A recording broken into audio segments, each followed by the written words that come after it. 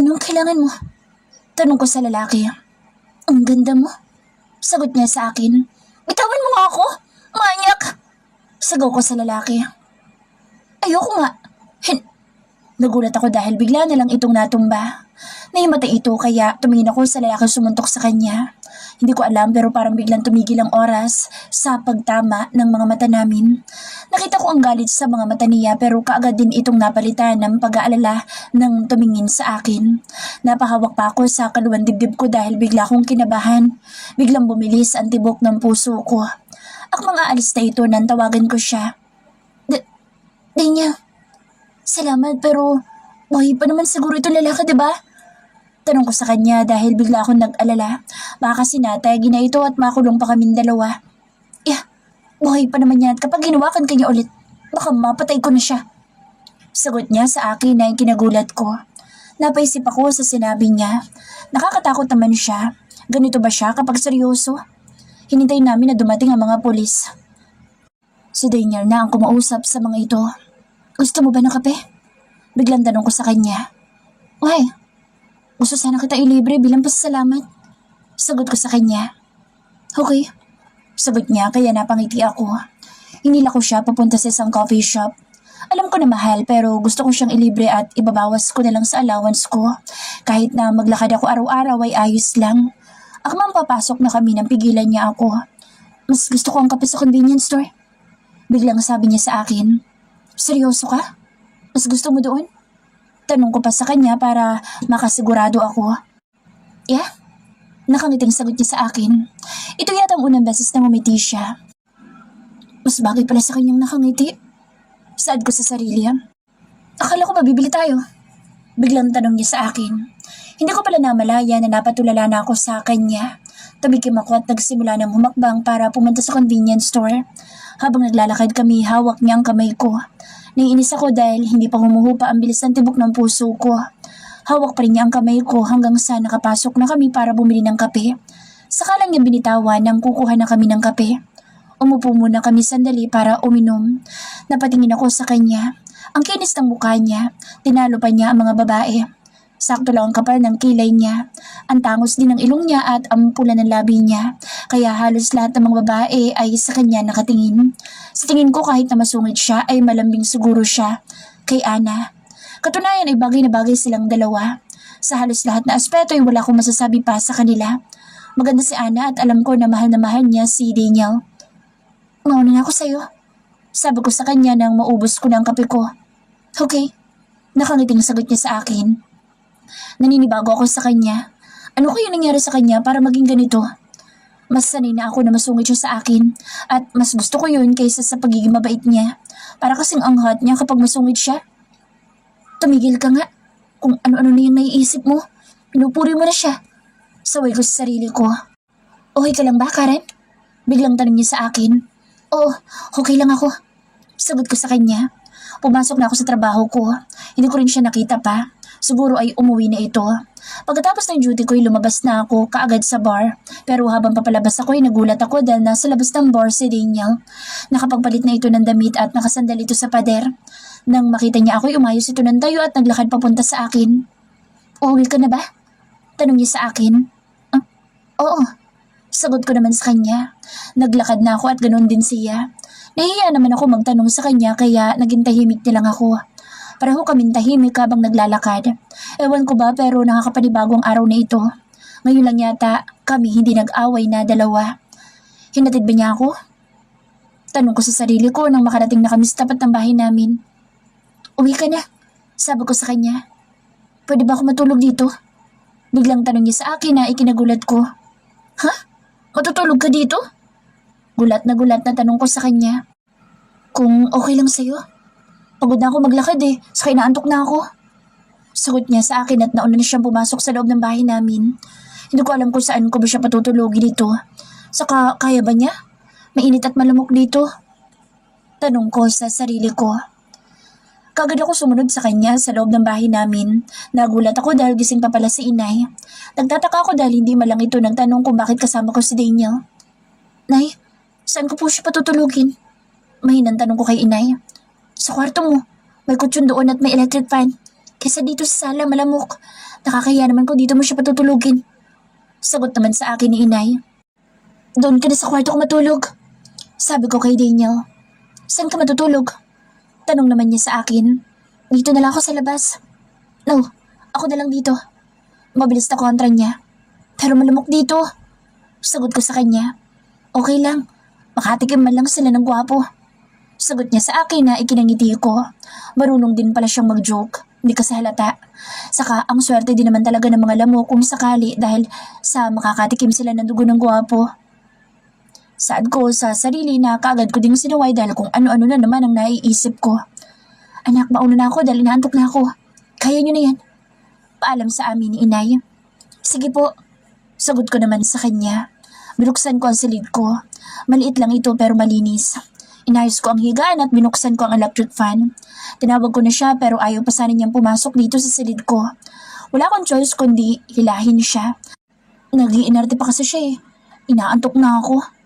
Matulog ka na dahil may pasok pa tayo bukas. Sabi ko sa kanya. Dito ka na lang, kasya naman tayo sa higaan mo.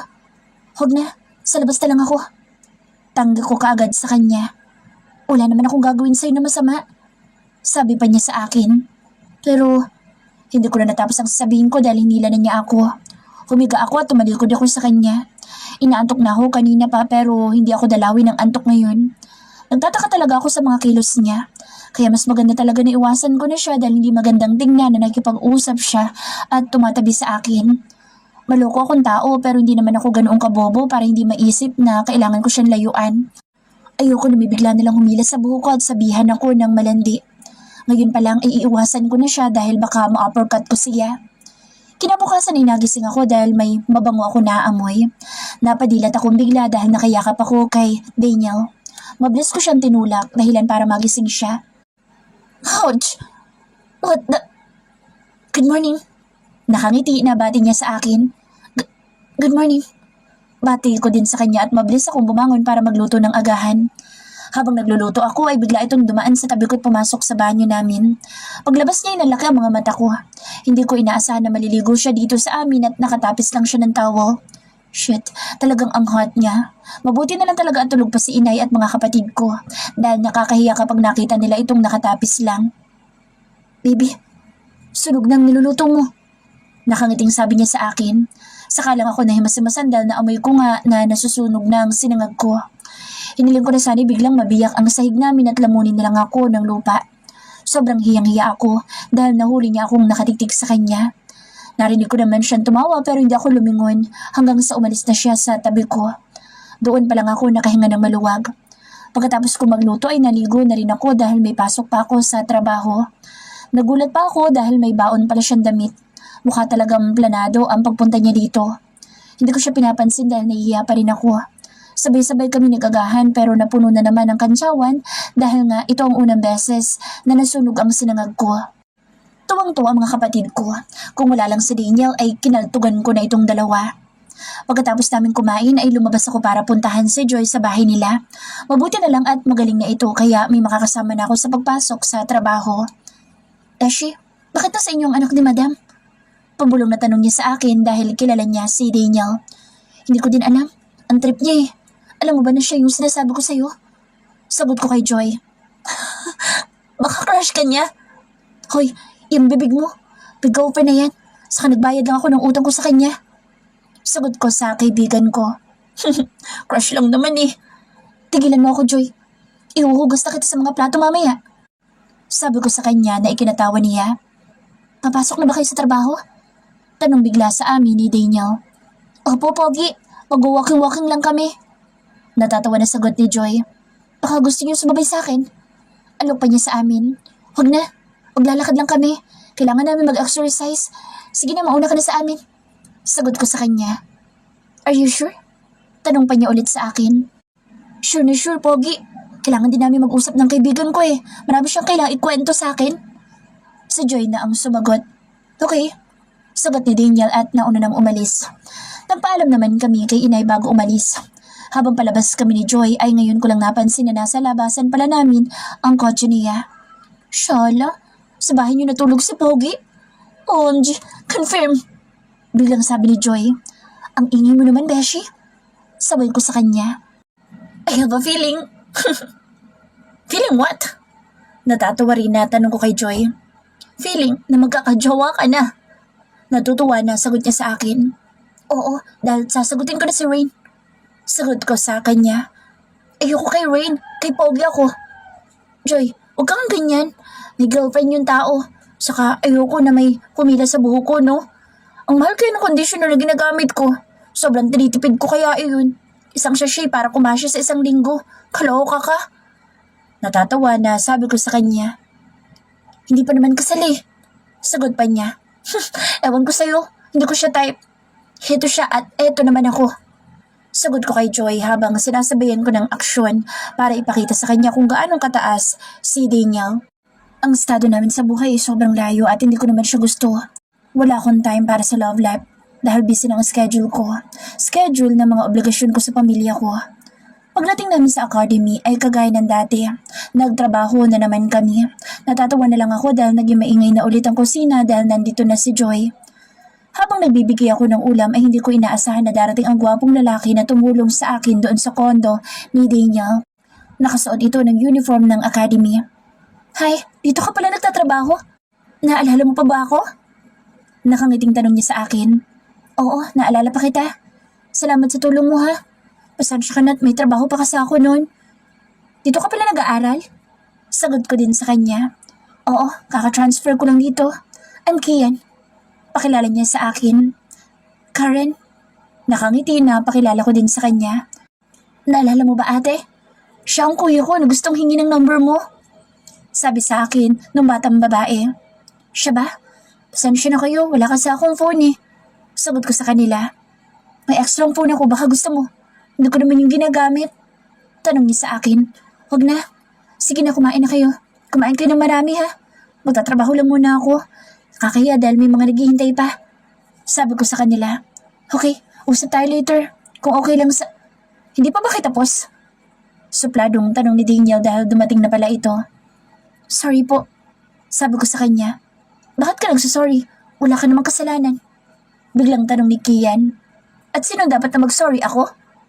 Tanong ni Daniel na halatang naiinis na.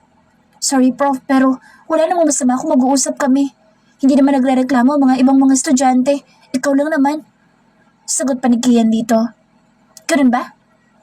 Kian, sige na, kumain na kayo. Sabi ko sa kanya dahil para na silang mag-aaway ni Daniel. Anong ulam po gusto niyo, sir? Formal na tanong ko kay Daniel. Tinuro niya sa akin at nagulat ako dahil pinapadala niya sa office niya. Mabilis kasi itong umalis. Nagkatinginan na lang kami ni na Ate Sally at Joy pero may kakaiba sa tingin nila sa akin. Beshi, ikaw na lang maghatid doon. Please, Joy. Kapag ikaw naghatid, hindi na kita aasarin ng 2 linggo.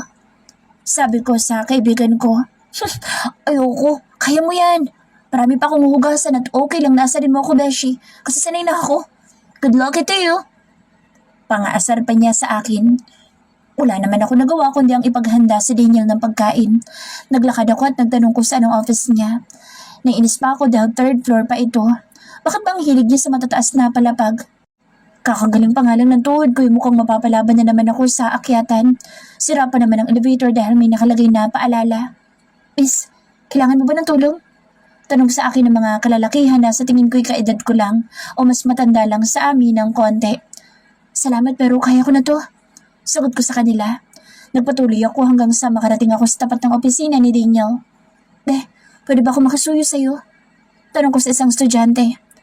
Ano po yun ate? Pwede mo bang katukin ng pinto? Tanong ko sa kanya na kaagad naman niyang ginawa. Salamat be. You're welcome ate. Nakangiting sagot niya sa akin bago umalis. Bumukos ang pintuan at bumungad sa akin ang nakasamangot na mukha ni Daniel. Kaagad ko namang inilapag sa mesa ni Andre. Pero nahagip ng mga mata ko ang basag na salamin sa may sahig. Hanggang ngayon pala ay hindi pa rin ito nalilinis. Kaagad kong hinanap ang walis at nilinis ko ito. Habang si Daniel naman ay tahimik lang na kumakain. Pagkatapos ko ay nagpaalam na ako sa kanya pero hindi man lang ako pinansin. Problema niya? Galit na naman ba siya sa akin? Tanong ko sa sarili habang pababa ako sa hagdan para bumalik sa kantin. Pagbalik ko sa kantin ay naging tahimik na lang ako. Paano ba naman kasi masakit na naman ang tuhod ko. Kagagaling pa lang ng mga tuhod ko ay umakit na naman kasi ako. Beshi, what happening to you? Are you okay or alright? Tanong sa akin ni Joy. My toes, my knees are ek-ek. Sagot ko naman sa kanya. Oh my gulay, you have a ray-ray? Natatawang sabi niya sa akin. What's ray-ray, my beshi? Natatawang tanong ko sa kanya. Ray-ray, long for Rayuma, and short for ray-ray. Natatawang sagot niya sa akin.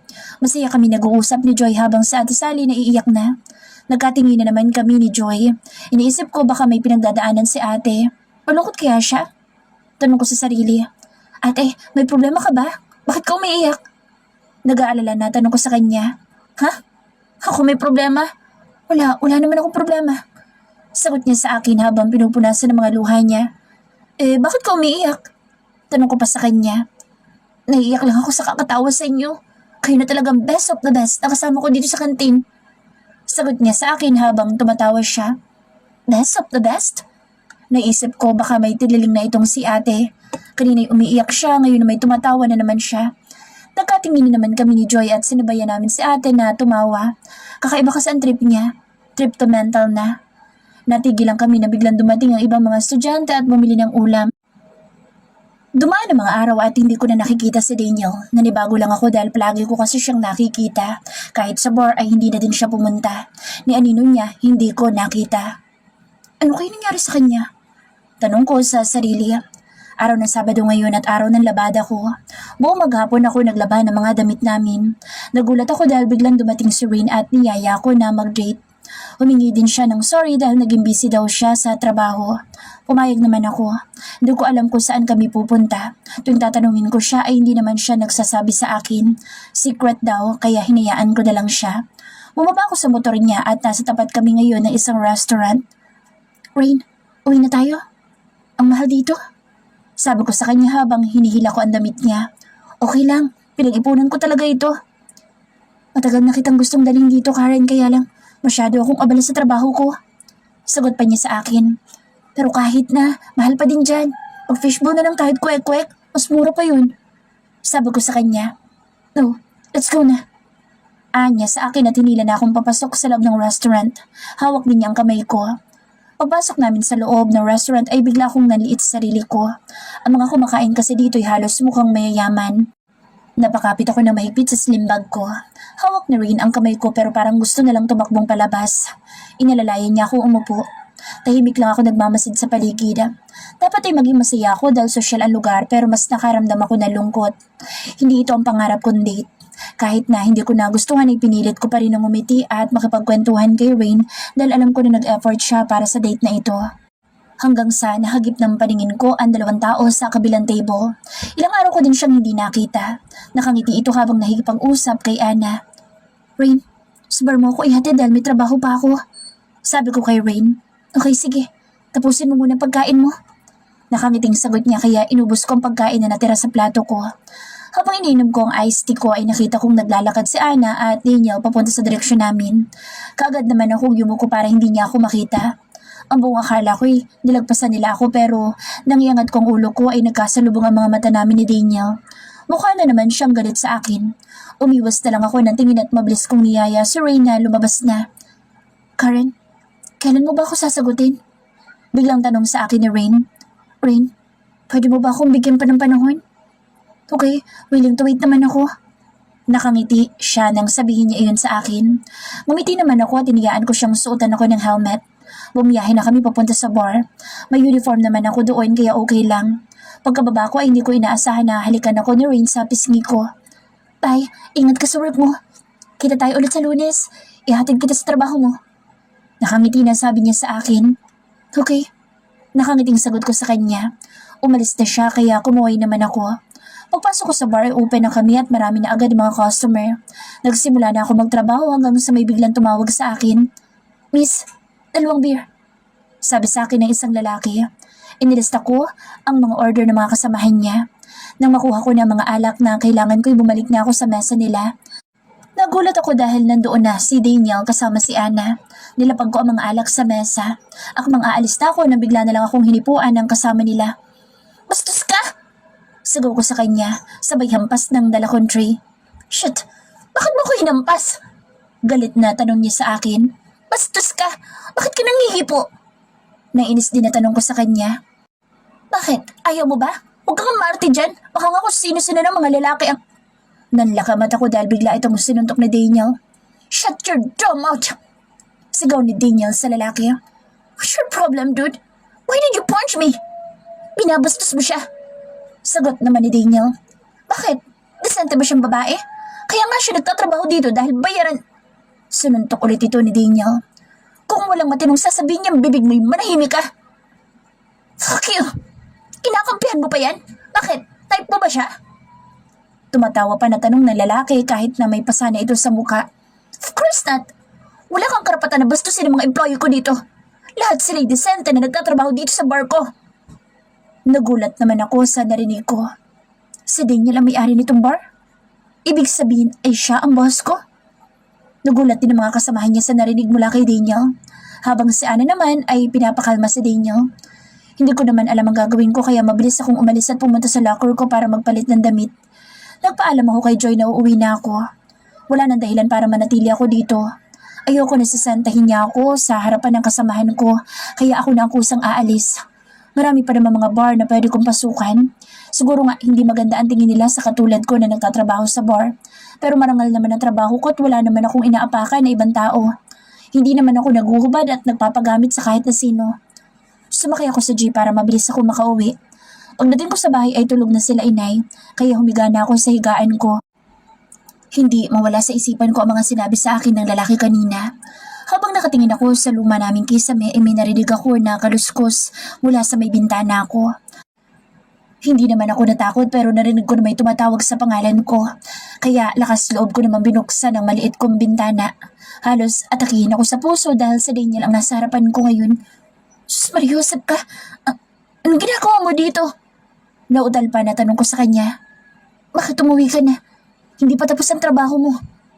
Tanong niya sa akin. Magre-resign na ako. Mabilis na sagot ko sa kanya. Uy! Kunot noon na tanong niya sa akin. Ayoko na gamitin mo sa akin ng pangmalakasan mo Englishing. Anong sinasabi mo? Naguguluhan na tanong niya sa akin. Don't talk to me, like firing me. Sagot ko sa kanya. Ha? Basta sinabi ko na. Ako pa ba magpapaliwanag sa'yo? Ikaw na mag-adjusting total teacher ka naman. Sagot ko sa kanya. Nakita ko na lang na natulala na ito sa akin. My gosh, gandang-ganda ba siya sa akin? Saad ko sa sarili ko. Wait, kukuha ako ng pangsahod baka tumulong bigla ang laway niya eh. Hanggang ngayon kasi ay tulala pa rin siya sa akin. Ano mga plans mo sa buhay mo? Matutulalay ka na lang ba there? Forever? Tanong ko sa kanya. Dito ako matutulog. Biglang sagot niya sa akin. What? No. Chu, uwi ka na. Pagtataboy ko sa kanya. Gusto ko dito. Masarap ang tulog ko dito eh. JJ, Coco Melon, uwi ka na. Alam mo, inaantok na kasi ako. Sabi ko pa sa kanya. Gusto ko nga dito. Pagpupumilit niya. Hoy, anong ginagawa mo?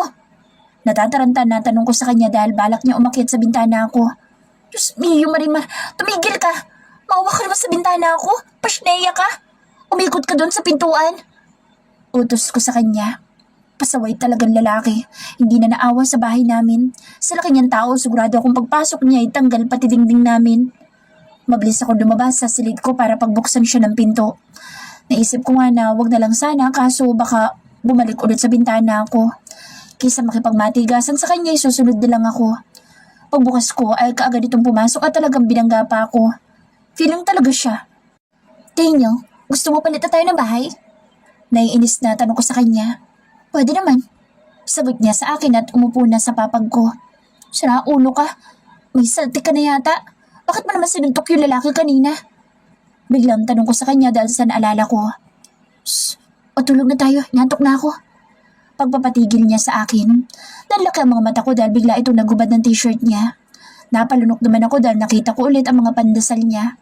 Pasaway talaga siya. Tumalikod na lang ako at dahan-dahan na humiga at kagaya pa rin ng dati tumalikod ako sa kanya para hindi ko makita ang gwapo niyang mukha. Naramdaman ko naman ang kamay niya sa bewang ko kaya kagad ko itong tinanggal. Pero sadyang makulit siya dahil nilagay pa niya ulit sa bewang ko ang kamay niya. Ano ba? Hindi ko nagawa na tapusin ang sasabihin ko dahil sobrang lapit niya sa akin.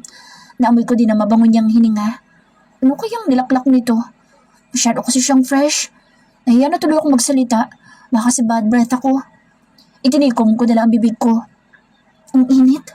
Sabi niya sa akin. Mainit talaga dito. Mahinang sagot ko sa kanya. Pwede ba akong magubad ng pantalon ko? Biglang tanong niya sa akin. Sa labas na lang ako. Naharangan ko yata ang electric fan. Akmang babangon ako na bigla na lang niya akong niyakap. Gusto kitang katabi. Biglang bulong niya sa tenga ko. Ano ba nangyayari sa iyo, Dania? Matulog na tayo. Kinakabahan na sabi ko sa kanya. Inaantok na rin ako. Pero hayaan mo akong yakapin ka. Hindi ako sanay na walang kayakap. Sabi niya sa akin. Ano daw? Yakap? My gosh. Kaya ako rin bang matulog na may kayakap? Saka ang pangit naman tingnan ko magyayakapan kami. Ay saltik na talaga siya. Wala na siya sa katinuan. Hindi ako sanay na may kayakap. At pangit tingnan na yakapin mo ako. Sagot ko sa kanya. Simula kanina ipabulong lang kami mag-usap dahil baka biglang magising sila inay. Masanay ka na ngayon. Anya pa sa akin. Masanay? Anong ibig mo sabihin? Kung may binabala ka na araw-arawin ang pagtulog dito, wag naman. Maawa ka naman sa akin. I need peace of minding. Sagot ko sa kanya pero tumawa lang ito. Baby, peace of mind iyon. Sabi niya sa akin. Anong baby? Baby ko. Sagot niya sa akin. Bakit tatay ba kita? Tanong ko sa kanya. Matulog ka na lang, ang ingay mo. Kapag hindi ka pa tumahimik, gagawa tayo ng baby. Anya sa akin. Nalaki naman ang mga mata ko sa sinabi niya. Kaagad ko siyang hinampas pero hinawakan niya ang kamay ko kaya napatingin ako sa kanya. Boyfriend mo na ba ang unggoy? Tanong niya sa akin. Unggoy? Nagtataka na tanong ko sa kanya. Oo, yung manliligaw mong unggoy. Sagot niya sa akin. Serene ba? Hindi pa pero malapit na. Sagot ko sa kanya. Pero nagulat ako dahil hinalikan niya ako. Nalaki ang mga mata ko at hindi ako makakilos. Ramdam na ramdam ko malambot niyang labi na nakalapat sa labi ko. Nataranta ako nang simulan niyang igalaw ang labi niya. Pilit ko siyang itinutulak pero ayaw niya magpatinag. Hindi ko alam pero parang kakaiba ang dulot ng halik niya sa akin. Kiss me back. Utos niya sa akin. Hindi ko alam kung paano at saka mali ito. Sabi ko sa kanya. Paano naging mali? May girlfriend ka at may manliligaw ako. I don't have a girlfriend. Soon, magkakaroon din ako. Hindi lang girlfriend kundi misis ko na. Nakangiting sabi niya sa akin. Bigla naman akong nainis sa sinabi niya. Soon to be. Tapos inuutusan akong halikan siya. Sarap niyang bangasan sa mukha. Sa inis ko itinula ko siya, tumalikod na ako para matulog. Kahit kinakalabit niya ako ay hindi ko siya pinapansin hanggang sa nakatulog na ako. Kinabukasan ay tanghali na akong nagising. Wala na din sa tabi ko si Daniel. Nakahinga naman ako ng maluwag dahil lumayas na siya. Kung ano-ano na lang kasing trip niya sa buhay niya. Lumabas ako na sabog pa ang buhok ko. Nakapikit pa nga yata ako dahil hinahanap ko ang suklay. Kinakapa ko ang daan hanggang sa may nakapa ako matigas tapos biglang gumalaw kaya napadilat ako. Natulos ako sa kinatatayuan ko dahil nasa harapan ko si Daniel. Wala sa sariling dumako ang mata ko sa hinaharap niya. Oh my gosh, yun bang nakapa ko? Sana na may hindi. Hiyang-hiya ako na parang gusto ko nalang lumubog sa kinaupan ko. Mabilis akong tumayo at tumakbo papunta sa banyo. Kahit na wala pa akong balak na maligo ay ginawa ko para lang tumagal sa banyo. Bad trip ako dahil wala akong dalang towel. Kaya tinawag ko ang kapatid ko para bigyan ako pero nagulat ako dahil si Daniel ang nagamot sa akin. Bakit naman kasi may papikit-pikit ka pa, Karen? Wala ka din masasisi. Saad ko sa sarili ko. Ayoko pa sana lumabas pero inapura na ako ng kapatid ko kaya wala akong choice. Tumakbo pa ako papunta sa loob ng silid ko para magbihis ng damit. Paano ko ba siya haharapin? Siguro pwede ko namang gamitin ang likod ko. Ay, gusto ko nalang lumipat sa Mars at doon tumira. Yung walang packing boy sa buhay ko. Sobrang mahalas naman ang araw na ito. Kailan kaya ako magiging swerte? Mukhang kamalasan ang dala ni packing boy sa buhay ko. I'm stressing right there. Right now. Wala sa sariling bulalas ko. Baby, kakain na daw tayo. Biglang pumasok si Daniel dito sa silid ko. At talagang tinawag na naman niya akong baby. Baliw ka na talaga. Tigilan mo nga ako sa kakatawag mo sa akin ng baby. Naiinis na sabi ko sa kanya. Baby. Baby. Baby. Pangasar pa niya sa akin. Diyan ka na nga. Sabi ko sa kanya at iniwan ko na siya sa loob ng kwarto ko. Paglabas ko inutusan ko na si inay na palayasin na niya si Daniel pero ayaw naman niya. Umamin ka nga sa akin. Boyfriend mo ba siya? Tanong sa akin ni inay. Hindi po. Saka may jowa na iyan. Hindi ako bagay dyan. Mayaman sila. Samantalang ako may lahi lang na Italian spaghetti sauce. Pero maganda. Sagot ko kay inay. Kung talaga bata ka, puro ka kalokohan. Hala, puntahan mo na doon sa kwarto mo. Ikaw ang pinasundo ko pero siya na ang hindi lumabas. Utos sa akin ni inay. Ayoko po. Tangi ko kay inay. Kapag hindi mo tinawag, papayagan ko na yan na dito tumira. Sa narinig ko mula kay inay ay mabilis pa ako sa alas 4 tumakbo papunta sa loob ng kwarto ko. Pagbukas ko sa pintuan ay laglagan pa ako sa nakita ko. Kaya mabilis akong pumasok at hinablot sa kamay niya ang... Ano ginagawa mo? Akin na nga yan. Nainis kong hinablot sa kanya ang bra ko. Wala naman akong ginagawa, pinulot ko lang yan. Sagot niya sa akin habang nakangiti. Bakit mo kasi pinulot? Nainis pa na tanong ko. Sumabit sa pa ako. Wisit ka. Lumabas ka na nga doon. Huwag ka na pumasok dito. Inis na inis at hiyang-hiya na ani ko.